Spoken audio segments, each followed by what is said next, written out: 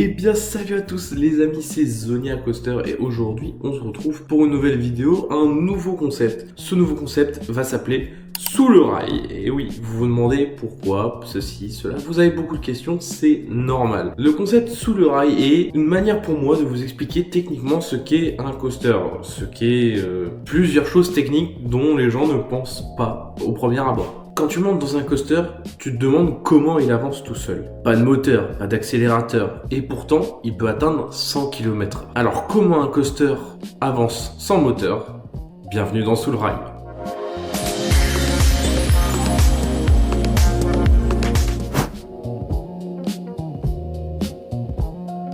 Ce que peu de gens savent, c'est que l'énergie du coaster est donnée au tout début. Ensuite, il ne fait seulement que la dépenser. Un coaster est comme une bille qu'on lâche en hauteur. Plus on la lâche haut, plus elle aura de vitesse en descendant. En exemple, on va prendre Conda. Conda qui est un coaster de 50 mètres de haut. Plus un coaster monte, plus il va stacker de l'énergie potentielle. Et à partir du point culminant, juste avant la chute, l'énergie potentielle passera en énergie cinétique. Plus vulgairement, on pourrait dire que pendant le lift, le coaster stocke de l'énergie. Et en descendant, cette énergie stockée lors du lift est transformée en une autre énergie qui fait avancer le train. Hey! Merci beaucoup Mathis m'avoir invité justement à cette occasion de ta vidéo. Alors comme l'a dit du coup Mathis, il vous a expliqué les bases de comment un roller coaster ça fonctionne quand il n'a pas de moteur. Donc moi par ici, je vais vous expliquer un tout petit peu plus, je vais rentrer un tout petit peu plus dans les détails de comment les ingénieurs ils font pour que le roller coaster fasse son tour correctement et sans danger pour les visiteurs. Alors bien évidemment, comme l'a dit Mathis, le roller coaster, le train d'une montagne russe dévale son parcours par la gravité. Alors, par la gravité bien sûr, mais il n'y a pas que ça qui rentre en jeu. Il y a beaucoup de facteurs qui sont pris en compte pour que le roller coaster fasse son parcours en toute sécurité. Pour cela les amis, j'ai fait un petit croquis. Il est beau mon croquis. Alors du coup, vous l'avez pu deviner, on va prendre l'exemple d'un roller coaster très connu en France. Il s'agit de Osiris, l'Inverted Coaster qui se situe au parc Astérix. Donc Osiris, comme on voit les statistiques ici, donc c'est 40 mètres de haut, 90 km/h et 5 inversions dans son parcours. Quand on voit ces statistiques-là, on se dit « Oh mon dieu, le roller coaster, il a 75 000 moteurs pour faire tout son parcours et arriver jusqu'en station. » Absolument pas. Le seul élément moteur, c'est le moment où il va avancer dans la station et aussi pour arriver justement au sommet. C'est le seul élément, les seuls moteurs que le roller coaster possède. Sur le train, il n'y a pas de moteur. Voilà, il n'y a pas de moteur, je vous le dis juste, il n'y a pas de moteur. Les seuls moteurs qu'on va retrouver, c'est en station avec les boosters et le moteur qui va entraîner la chaîne tout le long de l'élément ici qu'on appelle le lift à chaîne, la montée de la chaîne. Voilà.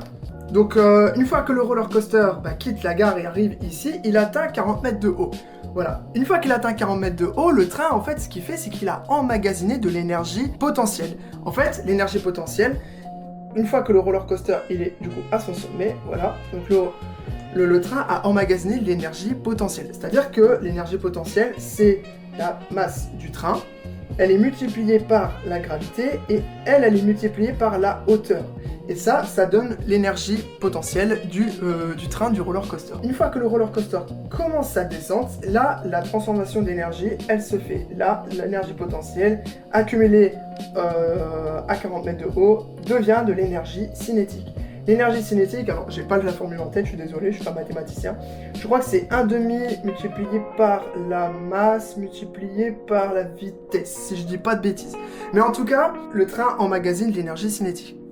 Tout ce qui emmagasine le train par la vitesse, ça devient de l'énergie cinétique. Et cette énergie cinétique, elle doit être suffisante pour passer les autres éléments qui se succèdent sur tout le long de son parcours. Bien évidemment, un roller coaster qui lui atteint 40 mètres de haut, comme Osiris, il ne peut pas atteindre une hauteur de 45 mètres de haut.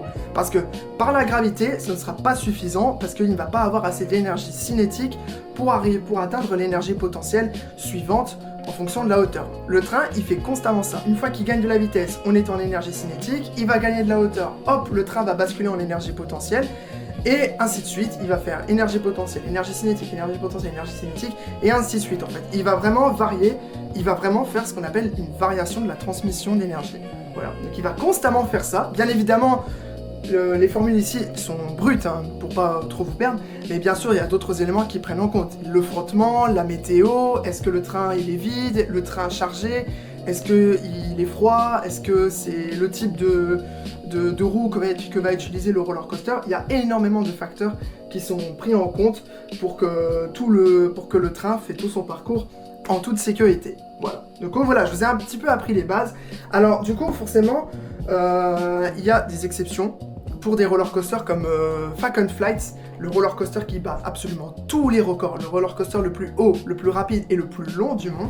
Celui-ci va déjouer un petit peu la gravité parce que le coaster, pendant un moment, il va atteindre un top hat de 195 mètres de haut. Ce top hat, quand il arrive à son point le plus haut, je crois qu'il est à peu près à une centaine de mètres de haut, je pense, parce qu'à un moment il est sur le bas d'une falaise, il fait une petite drop, il arrive dans un tunnel. Constamment, il est aussi dans une descente. Celui-ci arrive dans des boosts, des launches, comme sur Toutatis, par exemple, au parc Astérix. Toutatis, lui, possède des launches qu'on appelle des LSM. Falcon Flight, lui, va entrer dans les LSM, va venir booster pendant la descente. Ces boosts-là vont le faire atteindre à une vitesse à 250 km/h.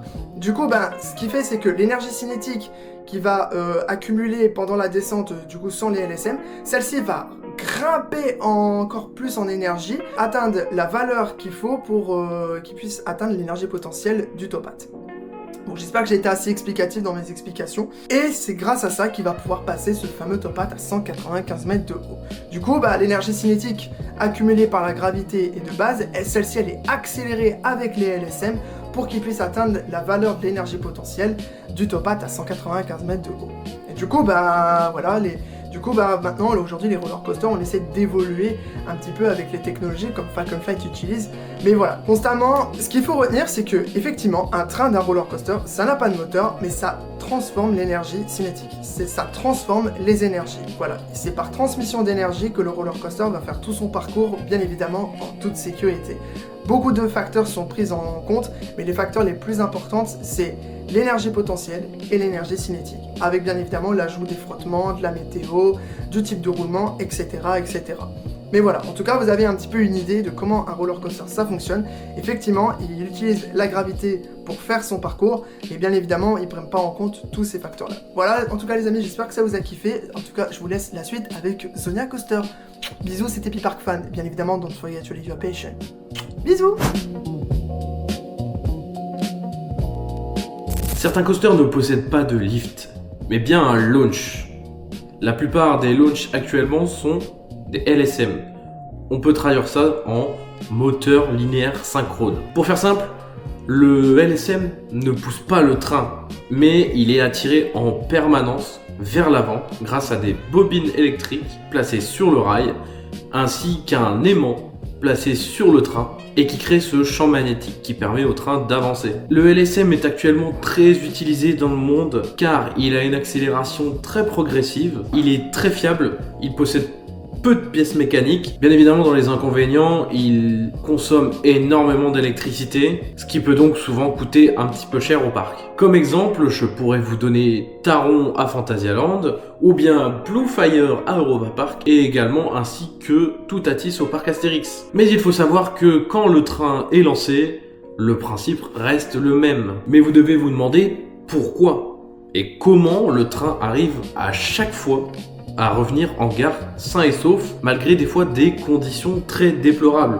La pluie, la neige, le gel, ça dépend. Un coaster a une plage de degrés assez importante et certains peuvent même aller jusqu'à très très froid. Parmi ça, je peux donner comme exemple Baron 1898 à Efteling qui peut tourner sous des températures négatives.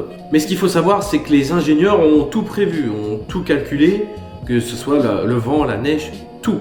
Tout a été calculé au préalable et à l'avance avant de construire le coaster. Il faut savoir que de base, le coaster est fait pour tourner à vide au départ. Donc forcément, avec du poids en plus, le train va prendre un peu plus de vitesse que s'il était vide et devrait forcément retourner en gare. Comme vous avez pu le voir dans cet épisode, un coaster n'a pas besoin de moteur pour fonctionner.